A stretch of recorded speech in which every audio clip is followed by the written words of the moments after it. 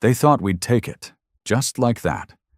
A room full of arrogant bastards from every corner of the known galaxy, sitting in their polished thrones under the Council dome, looking down on the lone representative from Earth like he was a disease.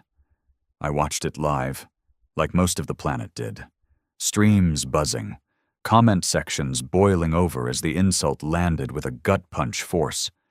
They didn't even mask it behind fancy diplomacy. The Zarnak speaker, tall and oily-skinned, with his black tendrils coiled around his neck like some ceremonial noose, had stepped forward and said it clear. Humanity is an unstable, emotionally defective species, barely evolved primates pretending to understand civilization. Their admission to this council is not just premature, it is dangerous. The chamber fell quiet, but nobody objected. Not the sleek Ilari with their hive-mind ethics, not the Rendar delegates with their silicon smugness, not even the Feliari diplomats who used to call us brothers in fire during the Orion Wars. No one said a word in defense. And Earth's delegate, Ambassador Raynor, he just stood there. You could see it in his jaw, the way it clenched under the pressure of humiliation. His lips twitched like they wanted to spit fire, but politics had its leash wrapped tight around his throat. That night, Earth burned with fury. Not the literal kind, not yet, but the kind you feel in your bones when your species gets dragged through dirt in front of the stars. Talk shows exploded, military feeds lit up with unsanctioned chatter. The Prime Authority pushed for restraint. But men like me? We were already thinking payback. I'm not a diplomat. I'm not even a soldier anymore. But I know what rage feels like when it's pure. I know what it's like to be told you're beneath someone who never lifted a weapon, never lost a son in space dust, never built a legacy from nothing but blood and sweat. My name's Cole Danner, 41, former ground operations, Terra-born. I've led kill teams in the Arcadian tunnels and lost men under Ilari radiation storms. I've watched my own brother choke on alien gas because some bureaucrat thought human lungs could adjust. So when the insult hit, it didn't feel like words. It felt like a scar getting ripped open. And I wasn't the only one. Veterans, engineers, fringe colonists, miners who never left the asteroid belts, Earth's underbelly, the kind the Council never saw or wanted to see. We all started talking, sharing, organizing, not in some dramatic rebel way, but quietly, through encrypted nets and buried servers. The kind of communication you don't notice until it's already too late. We weren't out to scream for attention. We were out to remind the stars that humans didn't bow. It started with the ships. Old retrofitted cruisers turned private haulers suddenly vanishing from transponders. Defense drones going missing from remote colonies. Supply chains rerouted through black channels. The Council thought it was logistics failing. They thought Earth was crumbling under shame. In truth, we were building. Out in the shadow systems, beyond the legal reach of the Intergalactic Accord, we began forging the one thing humanity was always best at: war machines, brutal, ugly, efficient. Nothing fancy like the Ilari plasma sails or Rendar fractal cores, just steel, fire, and human hatred welded together into vengeance. We didn't tell the Prime Authority. They were too busy trying to calm the Council down, issuing apologies, licking boots. They believed in diplomacy. We believed in consequences. The final push came 6 months after the insult. A minor skirmish. At least, that's what the news called it. A Council scout drone was caught near one of our shadow builds in the Ort Reach. It broadcast a warning, tried to escape. We didn't let it. We tore it down. And the moment that transmission hit Council channels, grainy footage of human-built gunships surrounding and dismantling Council tech with no identification, no warning, the galaxy went still again. Except this time, it wasn't Earth standing alone under judgment. This time, we made them feel the silence. And we weren't done. When the drone fell, We knew it was the point of no return. The Council didn't send drones just to observe. That thing was wired with spectral scanners, atmosphere samplers, bioreaders, enough tech to pick apart our entire operation with a single upload. But it didn't get the chance. We scrapped it in 6 minutes flat. No survivors, no pieces. Just silence, followed by the deep hum of war engines waking up in the dark.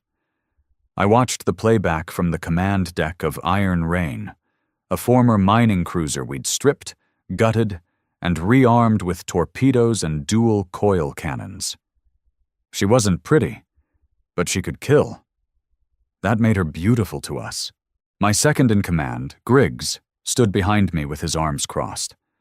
He was a quiet man, bald, half his face scarred from a plasma rupture during the Draken siege. He didn't talk much, but when he did, you listened. "They know now," he muttered. "They've always known," I said, eyes glued to the playback. "They just didn't believe we'd do anything." He gave a small grunt. "They will now." The Council didn't respond at first. No statements, no threats, nothing. That was more terrifying than a declaration of war. When you piss off a system of empires that's been running the galaxy for 2,000 years, and they go quiet, you know they're sharpening knives in the dark. Earth's official government still denied involvement. "Rogue actors," they said.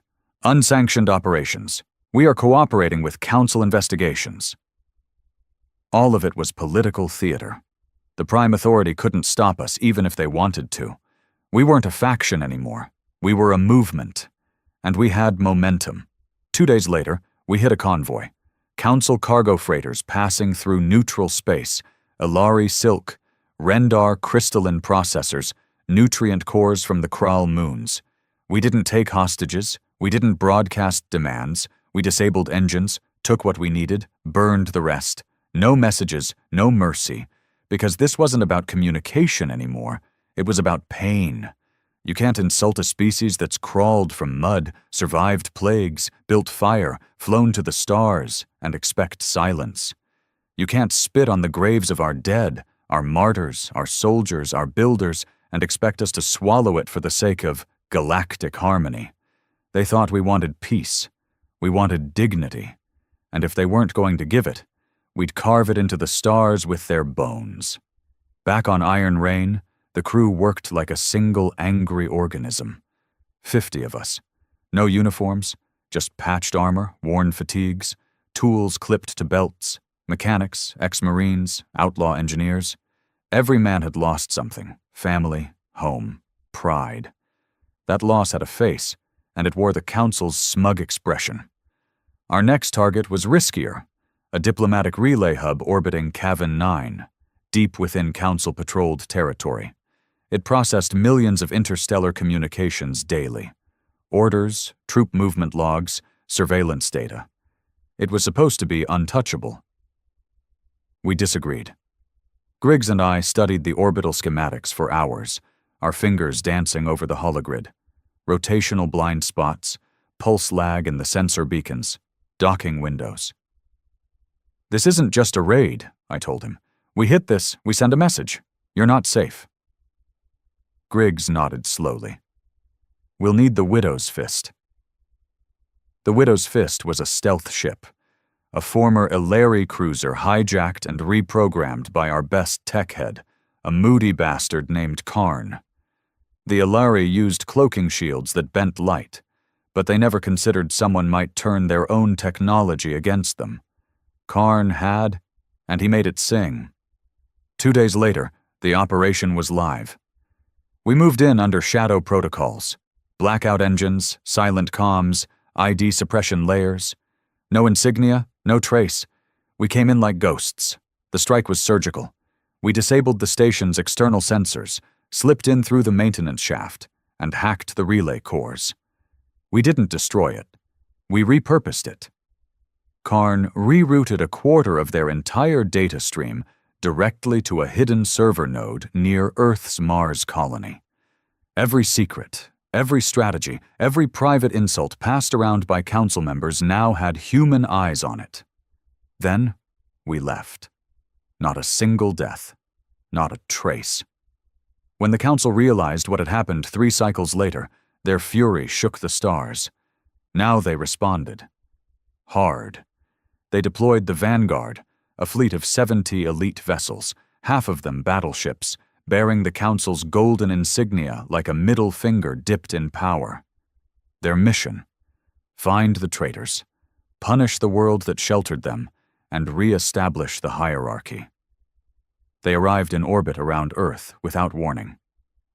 I wasn't on Earth, but I watched the footage. Cities going dark as EMP rounds crashed through upper atmosphere grids. Civilian satellites shattered like toys. A council ambassador beaming down to Earth's prime authority chamber, voice dripping with threat. Deliver the rebels. Or Earth loses its status as a recognized species. They said that with straight faces. Recognized species. Like we were livestock that needed papers to prove we belonged in the stars. The authority folded. Of course they did. They always folded. But Earth didn't. Before they could finish their ultimatum, every screen on the planet switched.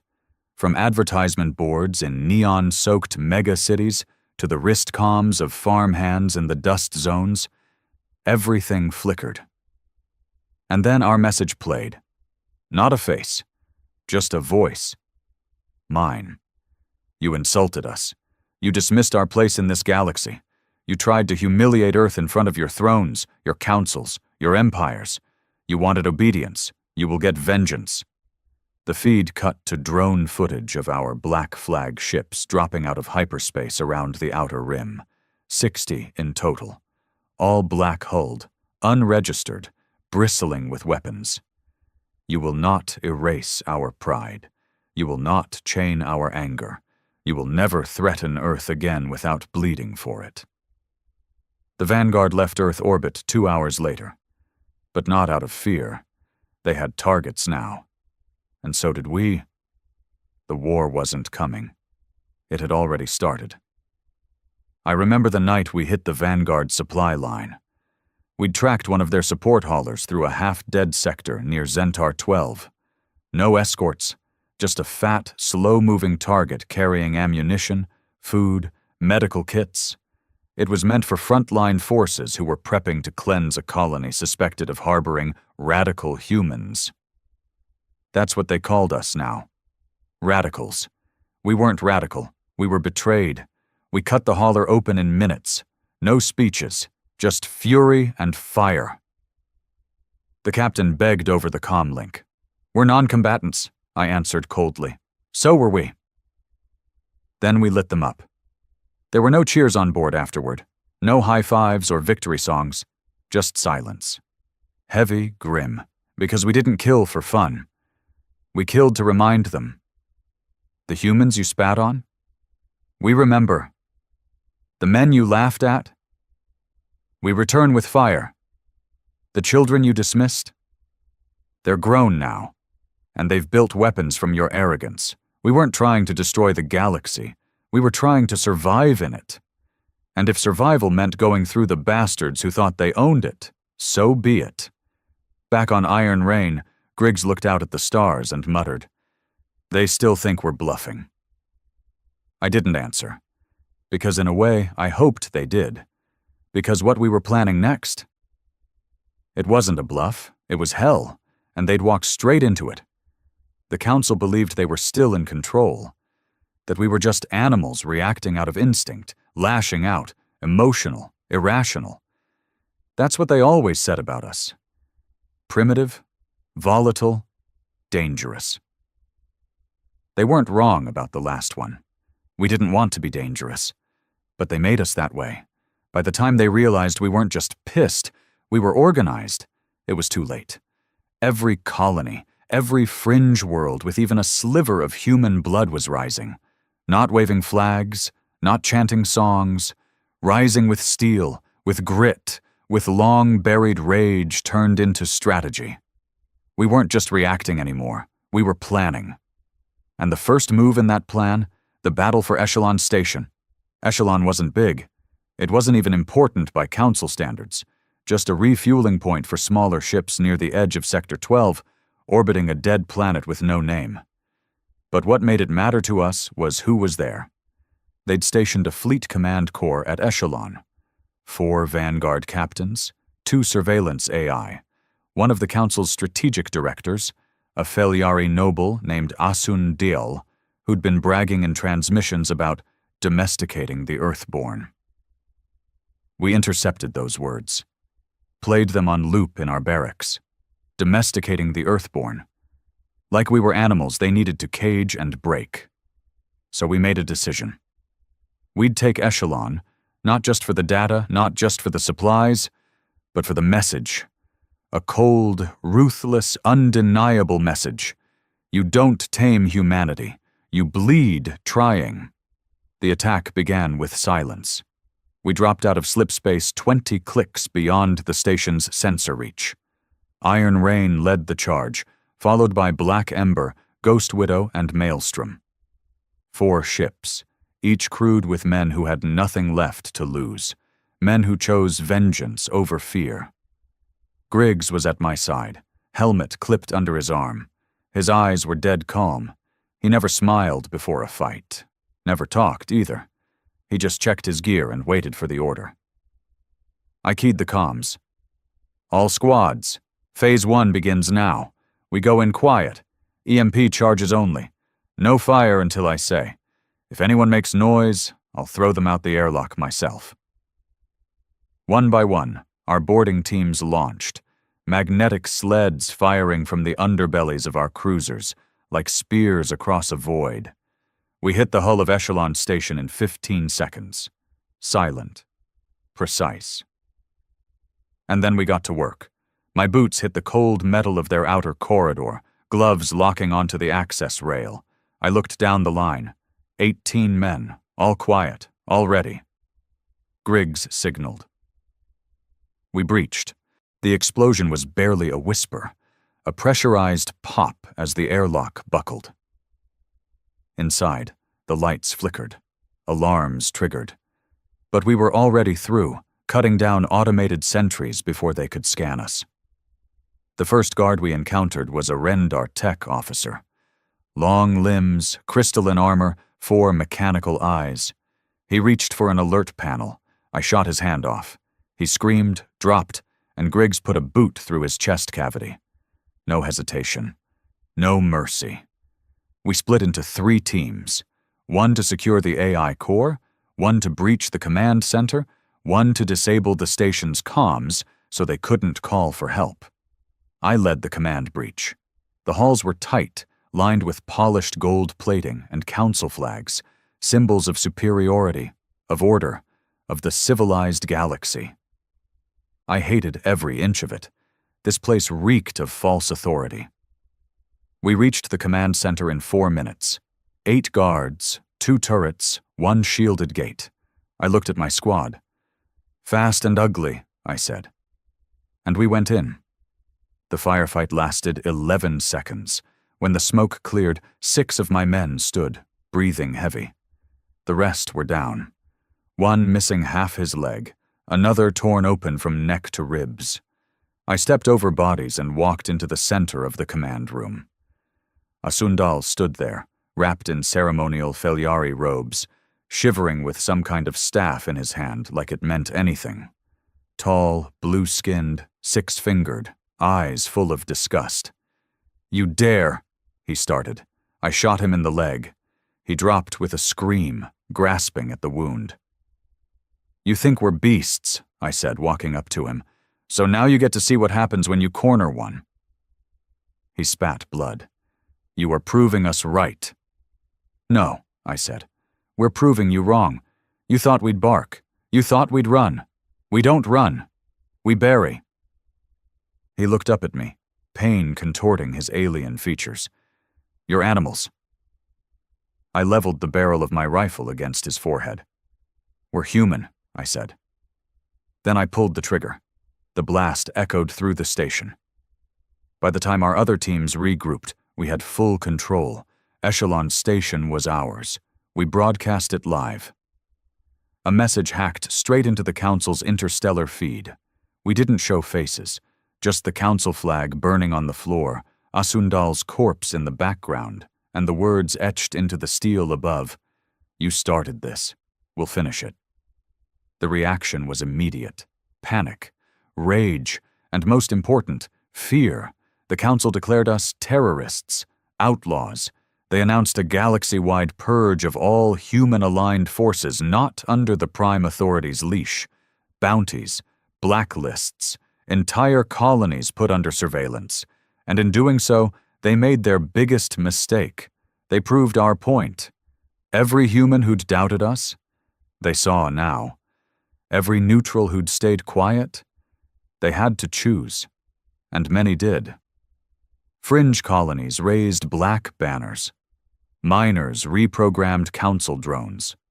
Old soldiers who'd retired after the Orion Wars dug up their rifles and joined the cause. We weren't a few angry men anymore. We were arising. And the galaxy? It had no idea how much pain we were willing to deliver for our pride. A week after Echelon, we regrouped in a dead zone nebula. No signals, no charts, just us and the dark. I sat in the war room, helmet off, face still smeared with soot and dried blood. Griggs stood nearby, looking over the next op. Karn was running his mouth about decrypting Council war codes. He was a pain in the ass, but he was brilliant. But it was the silence that told me what mattered. The men weren't celebrating. They weren't boasting. They were ready. They knew this was just the beginning. Because we'd lit the match. Now we had to feed the fire. We weren't interested in survival anymore. Survival was something we'd done for centuries, scraping by while the rest of the galaxy looked down on us. Always the new kid, the unstable species, the violent mistake. Even when Earth earned its seat on the Council, it was never respect. It was tolerance. Pity. And pity's just another form of control, but now we had momentum. Real momentum. The kind that spread like fire through dry grass.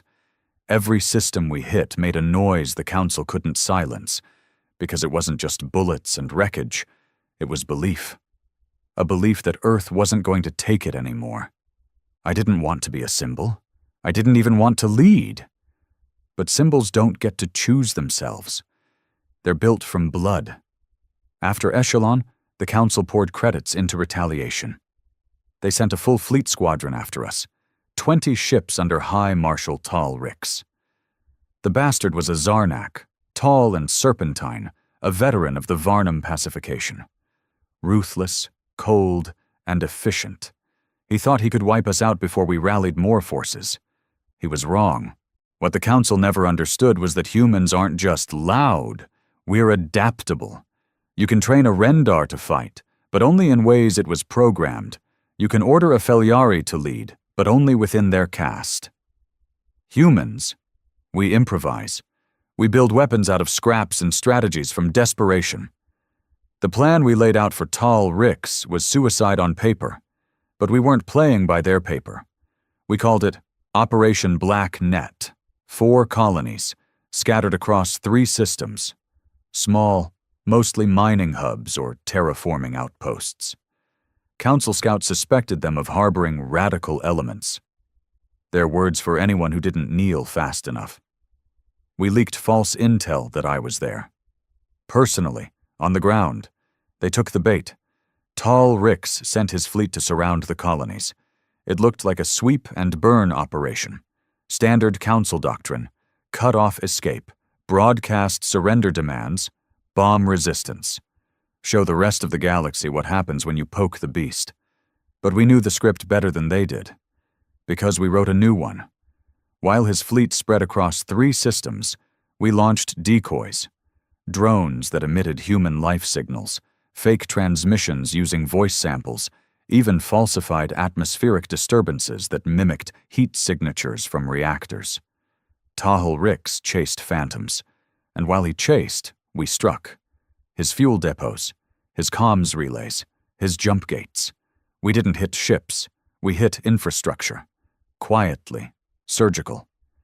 And when half his fleet realized they couldn't communicate or resupply, panic started to eat them alive from the inside. Griggs called it death by 1,000 scrapes.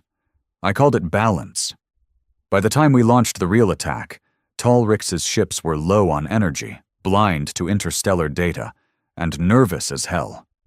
They'd been trained to dominate a target, not to question their own stability. That's the difference between humans and them. They fight wars, we become them. We hit with 8 ships. 8. They had 13 still active. We still won. Because we didn't fight for control. We fought for something they didn't have in their systems. Rage. Rage makes a man keep fighting after his arm's been blown off. Rage makes you crawl through fire to kill the thing that spit on your name. Talrix's flagship, the Judicator Vex, had a command bridge protected by 3 defense fields and a pair of AI-controlled gunners. I still got in. Don't ask how. It wasn't pretty. When I stepped into that bridge, covered in blood and smoke, he looked at me like I was a walking ghost. "You're mad," he hissed, claws twitching. "Wrong," I said. "I'm human." Then I tossed the grenade. That was the end of Talrix, and the end of the Vanguard's arrogance. The Judicator Vex went dark over Sagan's edge. Wreckage floated for weeks. Some say pieces of it still drift in the gravity well, blinking like the final heartbeat of a species that thought it was better than us. After that, Earth began to turn. Even the Prime Authority couldn't keep pretending we were just radicals. Their approval ratings nosedived. Riots broke out in core cities demanding the government take back control, not from us, but from the Council. When an entire fleet vanishes under mysterious circumstances, and the only message that reaches back is a single image of a human flag burned into the hull of a Council carrier, you listen. You start wondering if maybe, just maybe, those angry men in the shadows were right all along. It wasn't about terrorism. It was about dignity. We kept moving, strike after strike. We didn't want territory. We didn't need planets. We wanted fear. The kind that crawled under the skin of every high-born alien who'd ever sneered at Earth in a council hall. We hit a weapons vault on Adara Prime, a convoy near the Gault Rift. We sabotaged a military satellite network in the Jexi Belt, cutting council comms across 6 systems. It wasn't war by their definition. It was something worse. It was personal. And personal wars don't end when treaties are signed. They end when someone's breath stops. Back on Iron Rain, Griggs came to me during downtime. He never knocked. "We need to talk," he said, voice low. "Make it fast," I replied. He slid a datapad across the table. "Intercept from a Council courier ship. They've issued a termination directive." I scrolled the file. There it was. A bounty. My name, my face, a price. 2 million sovereign credits. I laughed. "They're scared," I said. Griggs didn't smile. "They're getting desperate." I nodded, then leaned back, looking at the ceiling. Desperate people make mistakes. And they're not the only ones. I turned to face him. What's that supposed to mean? Griggs met my gaze. No fear. No hesitation. "You're turning into a symbol. You didn't ask for it. But now they follow you, not the cause. That makes you a target, Danner, for them and for us." I stood slowly. "If I'm a problem, say it." "You're not the problem," he said. "You're the fuse, and if you burn too fast, this whole thing blows without leaving a crater." I nodded. He wasn't wrong. But I also didn't care, because this wasn't about me. It was about all the men who got laughed at, all the women who got called savages, all the children who were raised to believe they were lesser, because they came from a planet the Council never wanted at their table. I didn't fight for glory. I fought for revenge. And the worst part for the Council? We were just getting started. Word reached us that the Council had summoned a Unity Tribunal. The goal was clear: force Earth to submit, apologize, hand over rebel leaders, and restore order. They gave us 2 cycles to comply. We responded with 1 image. The tribunal's location, a fortress station called Meridian Spire, was shown on screen. Then the image shifted to a targeting reticle. We didn't say a word. Just sent the image. Let them guess. Let them sweat. Because fear? Fear is the best weapon we've ever invented. The Meridian Spire wasn't a station. It was a monument. Floating just outside the orbit of Genar Prime, it shimmered with platinum alloys and gilded panels, like a lighthouse for civilizations that forgot what humility meant. Built half a century ago to host peace summits, it served as the Council's temple, a place where lesser species were summoned, scolded, and then sent away.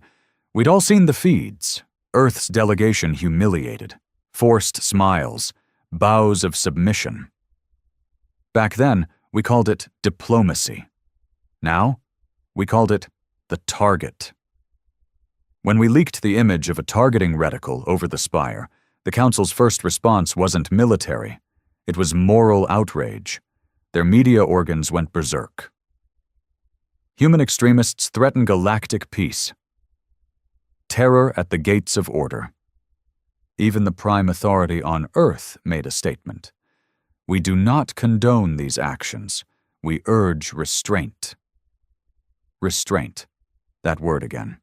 They'd used it when the Alari used our colonies as test sites for weather control weapons.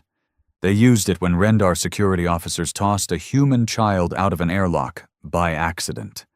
They used it when the Council called us emotional animals in front of every known species. Restraint was their leash. And we were done wearing it. We didn't want peace. Not with people who treated peace like a leash they could yank whenever they felt threatened. We wanted fear. We wanted them to see us on their steps, looking them in the eye, saying, "You don't speak for us anymore. We speak for ourselves. And if your voice tries to silence ours, then we'll cut out your tongue." 3 days out from the Meridian operation, we gathered in the war room aboard Iron Rain. 17 ships under our banner now, every one of them unregistered, bristling with modded weapons, crewed by ghosts and outlaws. No flags, just black hulls and a singular purpose. Griggs stood at the holo table, pulling up schematics of the spire. It rotated slowly in the air. 6 docking arms, 3 power cores, 2 layers of planetary shields. A beast. "It's not a siege," he said. "That's a death sentence." He was right. A full-on assault would leave us gutted, even if we managed to break through. Meridian Spire had defense systems decades ahead of anything we'd faced.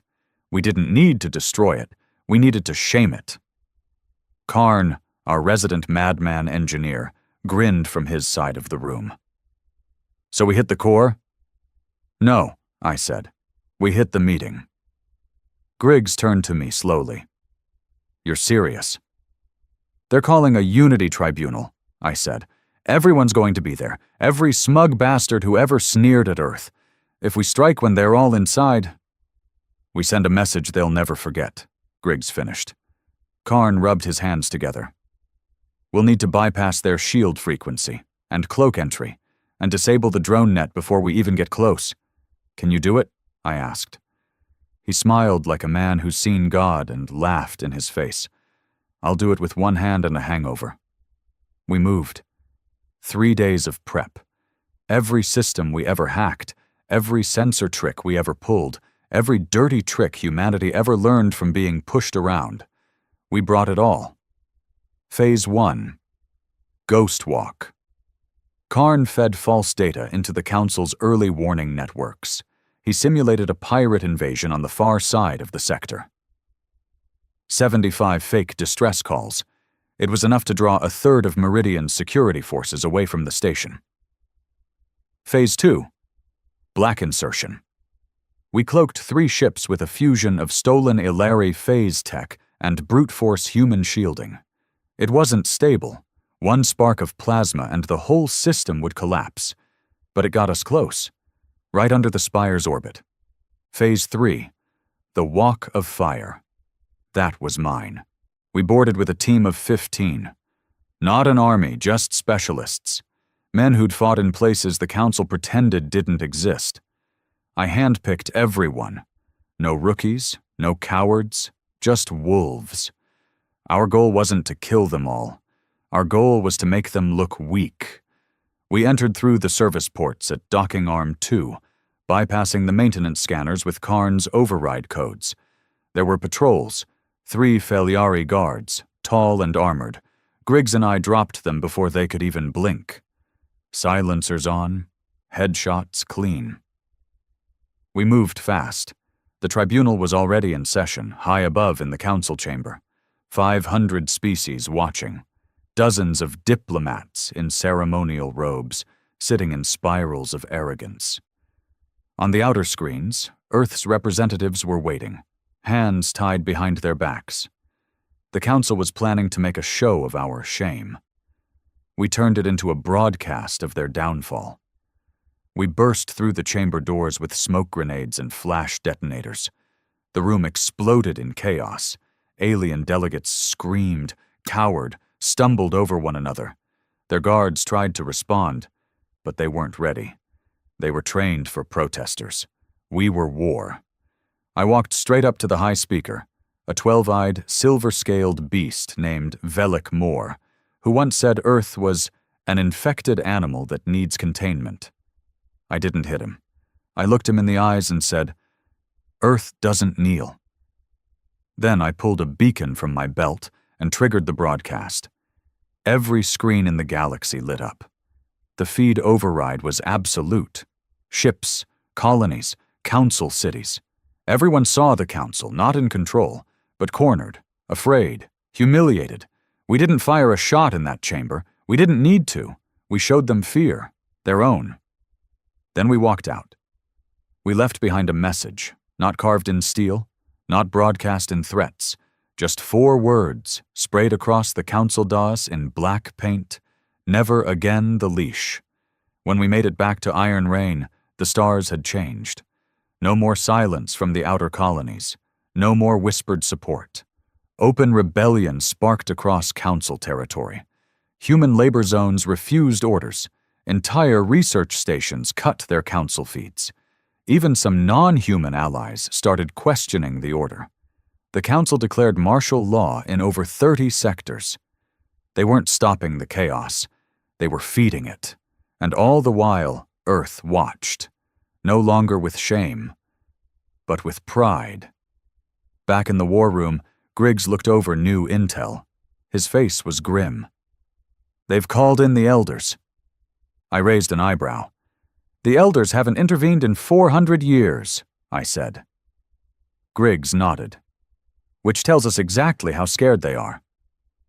The elders were the oldest races in the galaxy. Not fighters, not conquerors, but architects of the Council's power.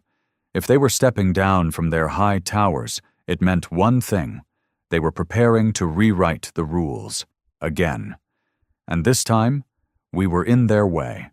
I looked out the viewport. Stars blinked like scattered embers across a black canvas. For the first time in human history, we weren't trying to join the galaxy. We were trying to change it, and we weren't asking anymore. We were taking. The elders came in silence. No war horns, no battleships, no demands, just ships, longer than cities, blacker than space, shaped like bones cut from planets. They arrived without warning, dropping into orbit around central council systems with no comms, no transponders, no explanation. One by one, the systems stopped broadcasting.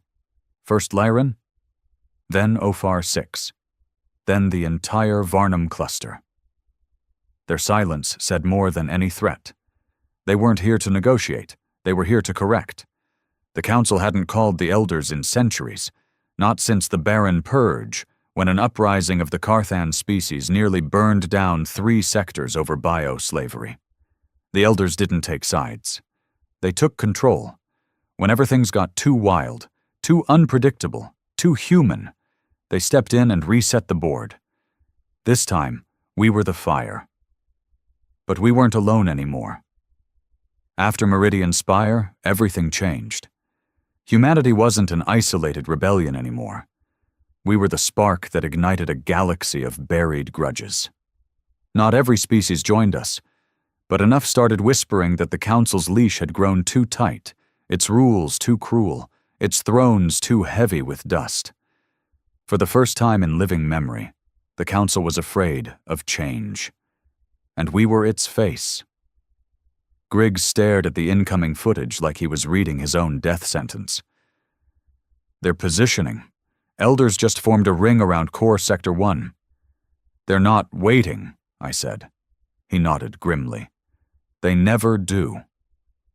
We sat in silence in Iron Rain's war room, surrounded by shifting holograms of fleet deployments and shifting borders. Karn stood by, tapping rapidly at a terminal, piecing together fragmented Council intercepts. They're rerouting Prime Authority assets away from Earth, he muttered, pulling resources like Earth's already been written off. They think we'll surrender if they cut off our lungs, Griggs added. I shook my head. They still don't understand. We've been breathing smoke for centuries. The Elders weren't an army. They didn't use guns or missiles. They used gravity manipulation, singularity tech, pulse wave inversion, tools that tore reality apart at the seams. The last time someone resisted them, the Carthan homeworld ended up as a molten belt of radioactive dust. They didn't warn. They erased. But they made one mistake. They thought we were still trying to survive. We weren't. We were trying to win. And to win, we needed to draw them into a trap of our own. I met with commanders from 6 human fleets, all rogue, all black-flagged, all bloody. We linked through a relay node orbiting a dead planet named Nixos. A rock so empty even the Council hadn't bothered mapping it. Hollow projections filled the chamber. Warlords, captains, former authority officers who'd defected after the Spire broadcast. One even wore an old Council badge, burned and melted into a crude skull emblem. This isn't a war anymore, I told them. It's a reckoning. What's the plan? A grizzled colonel asked. We don't outgun the Elders. No, I said, but we outthink them. They watched me, waiting. I tapped a terminal and brought up a 3D construct of the Expanse Rift, a spatial anomaly that tore through the middle of Sector 16. A natural disaster to the Council. To us? A weapon. They use slip tech to phase their ships, bend space around themselves. But the Rift? It's unstable. Anything that jumps inside it gets scrambled. You're planning to lure them in? Someone asked, disbelief heavy in his voice. No, I said. I'm planning to drag them.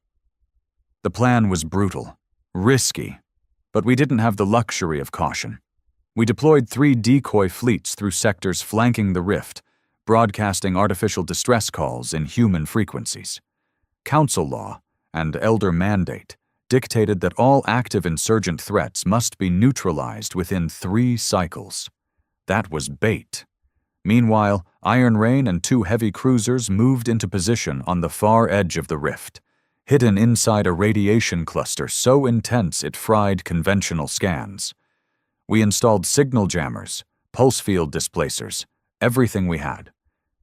We didn't want a fair fight. We wanted a kill zone.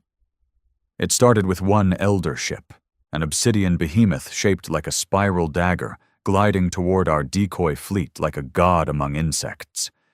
We watched from a distance, hearts thudding. The decoys fired. Not to destroy, just to provoke. The Elder ship responded like it always did, with cold, calculated devastation. It ripped the decoy fleet apart in 20 seconds. Not a single body left. But that wasn't the end. That was just the blood scent. 4 more Elder vessels entered the Rift's edge, scanning, recalibrating. That was our chance. Karn initiated the pulse trap. Artificial gravity wells synced with a graviton pulse emitter buried in the Rift's edge. It pulled space itself just enough to tilt their trajectory off course. 2 ships drifted in, then a 3rd, then the 4th. We didn't even wait. We detonated the anchors. The rift responded with violence. A spatial shockwave erupted through the sector, like a scream echoing through physics. The elder ships began to collapse in on themselves, phase warping mid-jump. They didn't explode. They folded. In silence. Gone. Griggs watched the readouts. 3 confirmed kills, I exhaled. And the 4th? Karn shook his head. Partial destruction. Still drifting. That's enough, I said. They'll feel it. Because the elders had never lost, and we just tore 3 of their gods from the sky. The retaliation came fast. They didn't send more ships. They sent a message, a voice, broadcast on every human channel from fringe worlds to deep core colonies. Not words. A sound, like a heartbeat wrapped in metal and static. Then a warning. Cease resistance, or your species will be ended. Not subjugated. Ended. We played the message on loop in the war room. The crew listened in silence. Then Griggs leaned forward, turned it off, and said, "They think that scares us?" I looked at him. "No," I said. "They just told us they're scared too." Because threats come when fear walks in, and fear had found them. Earth began to rally. Not the Prime Authority. They were collapsing under their own cowardice. But the people. Rebel colonies started sending materials. Engineers volunteered their lives. Civilians formed militias. Farmers forged ammo in old tractor factories. Dock workers converted tugs into intercept ships. There were no more uniforms, no more sides, just one cause, one people, and one war. Back in the medbay, I stood over a boy, 17. Half his body wrapped in synth mesh. He'd volunteered as a runner during the Echelon strike. Took shrapnel to the lungs. Should have died. He looked up at me, barely able to speak. "You think we'll win, sir?" I didn't lie. "We already are," I said. "Every minute we're still breathing, we're winning." He smiled. Weak but proud. And in that moment, I knew something. We weren't fighting to survive anymore. We were fighting to belong. Not at their table, but at ours. Built from steel, rage, memory, and the bones of every bastard who ever looked down on Earth. They called it the Eclipse Wave. 12 Elder-class vessels phased into our system like a storm of obsidian knives, dropping into synchronized orbit over Earth, Luna, Mars, and the Titan relay hubs. Not cloaked, not hidden, visible to every camera, every telescope, every child staring up at the sky. It was a message. No more warnings, no more diplomacy. This was execution. The Council had begged them for containment. But the Elders saw only one solution to what we'd become. Erasure. The kind they'd used a dozen times in the past when species grew too bold, too unstable, too human. But they'd never dealt with humanity at its worst. And that's what they were about to get. The Prime Authority collapsed within 12 hours of the Eclipse Wave's arrival. Their members surrendered publicly, beamed their compliance into every sector to save their own necks. Cowards. But Earth didn't follow. Cities on fire, power grids rerouted, civilians armed and barricading metro levels, naval bases refusing orders, even law enforcement turned, many of them ex-military, tired of being told they were fighting terrorists when they knew damn well who the real enemy was. And the best part? No central command, no single leader, just millions of furious humans linked by rage and memory, moving like a hive born from pain. The Elders couldn't calculate that, couldn't process it. Their machines couldn't measure vengeance. I was on Luna Station when the first strike came. They hit the South Pole reactors with a kinetic rod. No warning, no light. Just an impact that turned a square mile of ice into a crater of boiling dust. 200 civilians, gone in a blink. The feed from the base cut mid-sentence. It wasn't war. It was slaughter. The Council called it a measured response. We called it what it was, proof, Proof they were never afraid of our violence. They were afraid of our voice. So we gave them something to be truly terrified of. On the third day of the wave, we launched Operation WIDOW. It wasn't about ships, wasn't about numbers. It was about a weapon we'd kept buried, one that violated every accord, every ethical line, every council protocol. We called it the Echo Mind, a neurodata virus created during the Mars Rebellion 20 years back. Designed to overload elder-linked synthetic intelligence by mimicking real-time trauma input, memories, screams, deaths, betrayal, pain. Not simulated, recorded. It was banned, locked away in the black files of Earth's old war labs. Griggs had kept a copy. Of course he had. "I don't care how smart they are," he growled. "Nothing survives a human soul tearing its way through your mind." Karn modified the Echo package into a signal burst, synced to their sensory interface networks. We couldn't destroy their ships, but we could invade them. And so we did. We linked into their sensory stream during their second approach wave.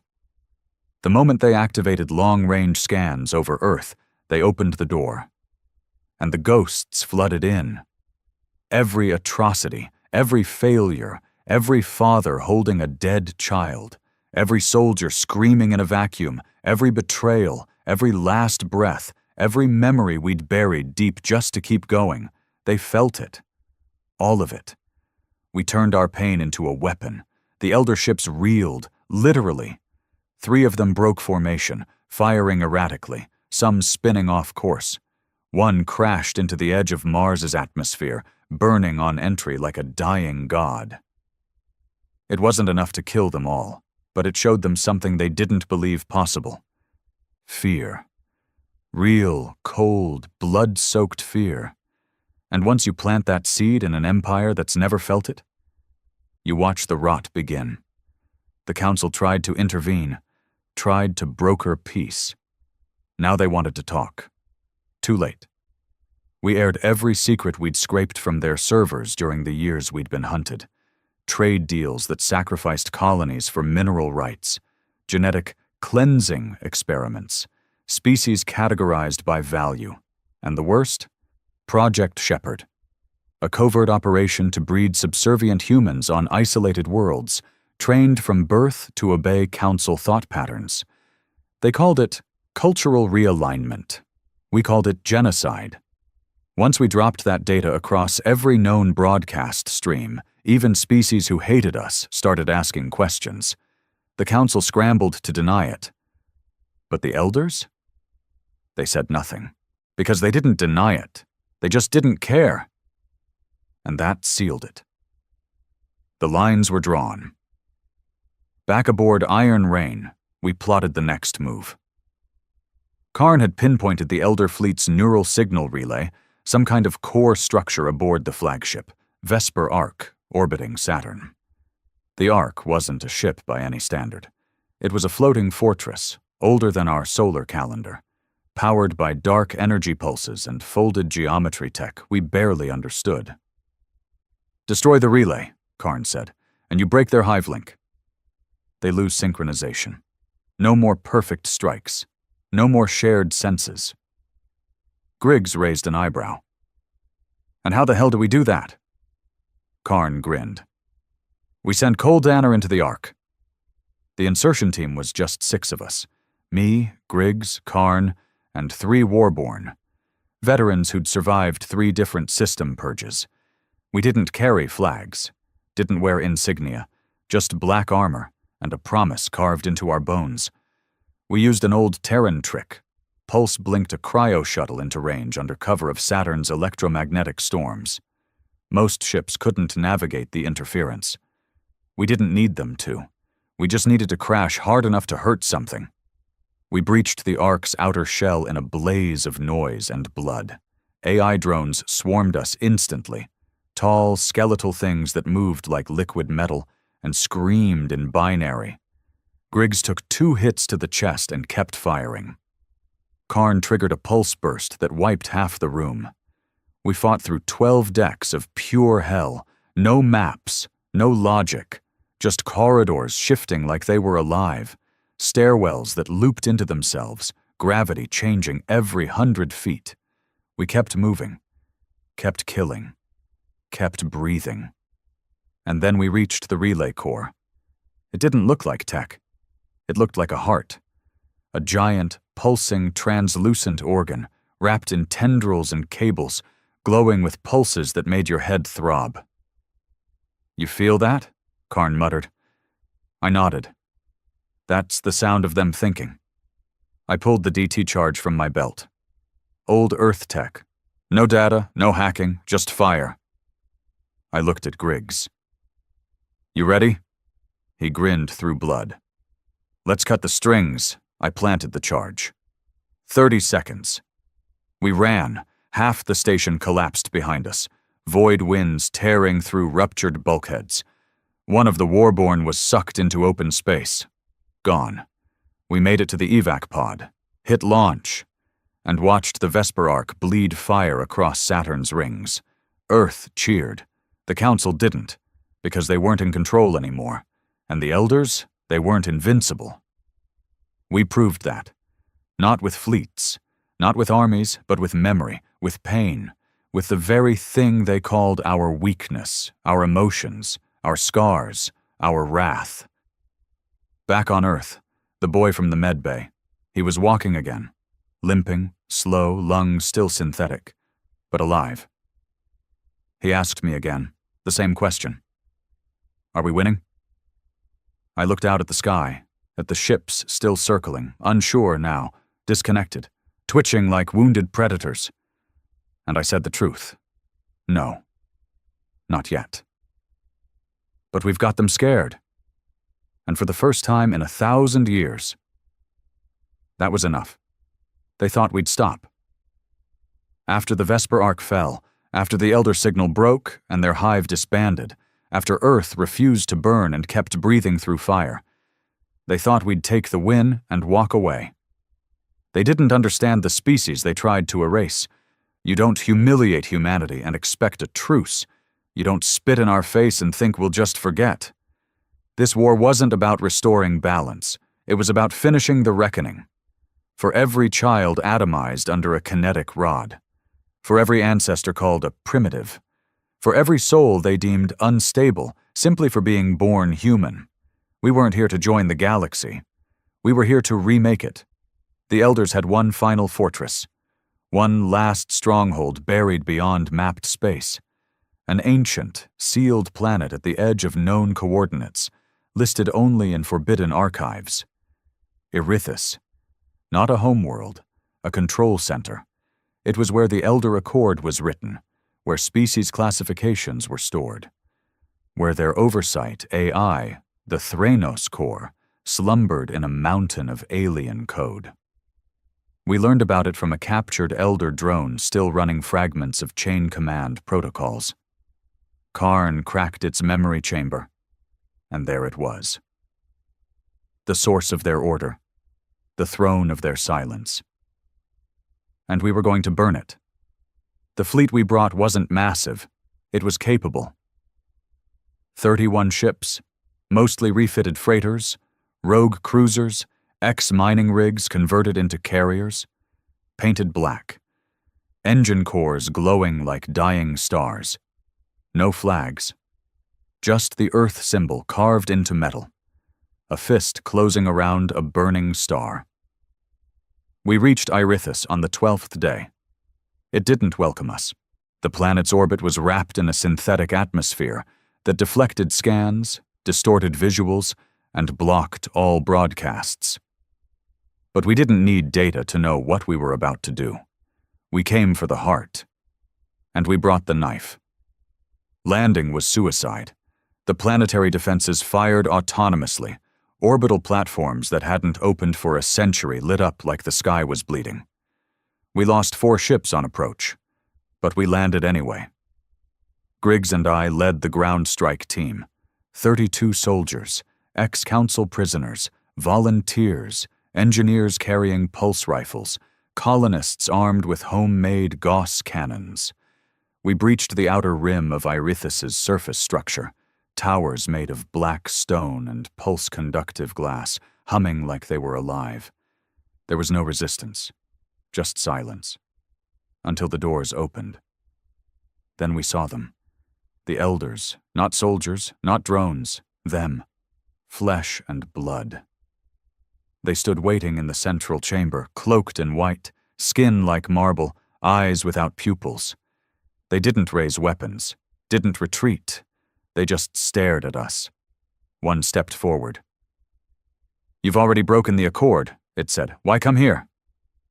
I walked up, slow, rifle hanging off my side. My boots echoed in the cold, hollow chamber. I stared at the creature. This thing that decided Earth's worth from behind a desk 1,000 light-years away. "You built a cage for the galaxy," I said, "and called it peace." He blinked slowly. "Without order, there is collapse. Without freedom, there is rot. You would unleash chaos for your pride?" "No," I said, "for our right." He nodded, and then whispered, "Then we are done speaking." It exploded in chaos. The elder behind him triggered a sonic detonation, dropping 3 of our team instantly, blood pouring from ears and eyes. Karn returned fire, shredding the first row of elders into vapor. The chamber lit up in a storm of muzzle flashes, railgun spikes, concussive blasts. We fought like demons, because we knew there was no retreat. This was where it ended. One way or another. Griggs caught a pulse bolt to the leg, went down hard but kept firing. I dragged him behind cover, tossed a frag into a corridor, then climbed over a barricade of shattered marble to reach the Threnos core access vault. 2 guards, unarmed. They didn't expect us to get this far. I didn't give them time to realize it. They dropped. I breached the core door with a plasma cutter. Karn handed me the data spike. The virus coded from every death the elders had caused, every execution, every sterilization order, every erased history from their archives, the echo of wrath. "You sure?" he asked. I didn't answer. I stabbed the spike into the terminal. It didn't scream. It sang. The Threnos core flickered, hummed, then fractured, a shriek of dying code, like a star breaking in half. Across the galaxy, the Elder control systems went blind. Their ship AI shut down mid-flight.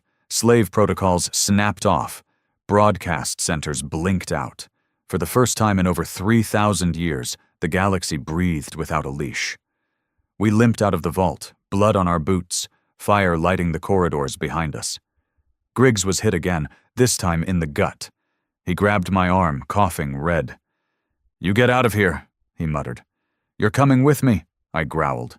He shook his head, eyes going glassy. "Number you finish it." Then he handed me the dead man's switch. I knew what it meant. I left him there, alone, like he wanted. Like a soldier, like a man who gave everything just to see the end. Our evac shuttle took off as the upper shell of Erethus cracked, white fire blooming across the surface. Debris scattered into space like sparks from a funeral pyre. And then the signal came through. Not from Earth, from the stars. Species long silent, colonies long forgotten, old rebels, even council worlds now free from elder tech, speaking for the first time without fear, a chorus of new voices, not praising Earth, thanking it. Because we weren't just fighting for ourselves. We fought for all of them. When I returned to Earth, I didn't speak. Not for days. I walked through the ruins of the Prime Authority's towers, now turned into clinics, war museums, and community hubs. The people didn't chant my name. They didn't cheer. They nodded. That's it. Because this wasn't a victory. It was a survival. And from survival, we would build. Not another council, not another throne, but something earned, built from blood, memory, and the will to never be erased again. I visited Griggs' name on the wall, then Karn's, then the boy from the med bay, who died helping evacuate a data vault 2 months after the war ended, lungs finally giving out. They weren't forgotten, because in every human breath they lived on. Not as martyrs, but as builders of the world we finally made ours. The galaxy doesn't run on fear anymore. It runs on respect, and we taught them that the hard way. Not with perfect speeches or clean uniforms, but with cracked fists, burning ships, and a memory that would not be silenced. My name is Cole Danner. I am not a hero. I'm just a man who is tired of being told what we're worth. And now? Now the stars listen when Earth speaks, because we answered the insult, with wrath, and will never be silent again.